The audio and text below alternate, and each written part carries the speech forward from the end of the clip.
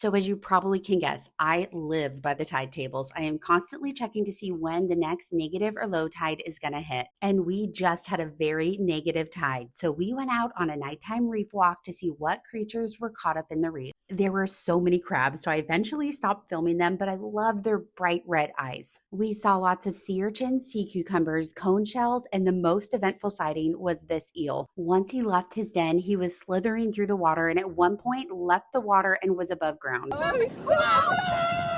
And in addition to this eel, we saw three other snowflake morays. The eel that was in this hole was in with a sleeping triggerfish. They were crammed in there together and I don't think had a way out. Unfortunately, I did see this Pacific man of war and this fireworm. Now that we covered the scary stuff, I can get to the cute stuff. And we saw this cute pufferfish just chilling. He must have been woken up from his sleep. And we couldn't believe it, but we spotted this cute baby long arm octopus.